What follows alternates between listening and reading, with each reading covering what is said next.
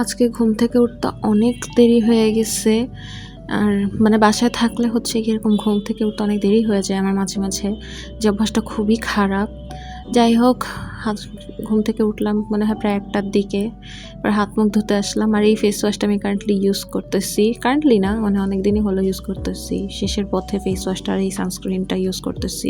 আমি না ঘরেও সানস্ক্রিন এপ্লাই করি। আমার মনে হয় ঘরে হোক বা বাইরে সানস্ক্রিন সবসময় এপ্লাই করা উচিত। এরপর আমার চিয়া ড্রিঙ্কটা খাচ্ছি, এটা আমি খালি পেটে খাই লেবুর রস মিক্স করে, so that I can lose some weight. তারপরে একটু নুডলস খাচ্ছিলাম।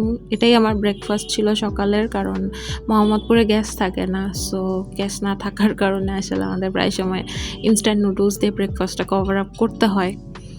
ব্রেকফাস্ট শেষে একটু গেলাম আমার অ্যাকোয়ারিয়ামের সাইডে আমার মাছগুলা কেমন আছে সেটা দেখার জন্য। আমি ওদেরকে প্রায় মনে হয় 2 থেকে 3 বার চেক আউট করি, কজ ওরা অনেক সেন্সিটিভ।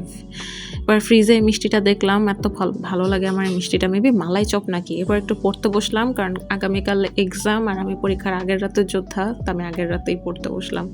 পড়া টড়া শেষ করে মাগরিবের পরে চলে গেলাম টিউশনে গিয়ে স্টুডেন্টকে পড়ালাম। আমার স্টুডেন্টও একদম আমার মতনই হইছে আসলে, মাশাআল্লাহ। আমার স্টুডেন্টও হলো পরীক্ষার আগের রাতের যোদ্ধা। ওকে আমি যতই আগে থেকে সব করাই না কেন, সেই পরীক্ষার আগের রাতেইও সব কনসেন্ট্রেট দেয়। এরপরেই তো আজকের মতো আমার ডিউটি শেষ। এবার বাসায় যাব, আবারও পড়তে বসবো। আজকের মতন এই পর্যন্তই। আল্লাহ হাফেজ।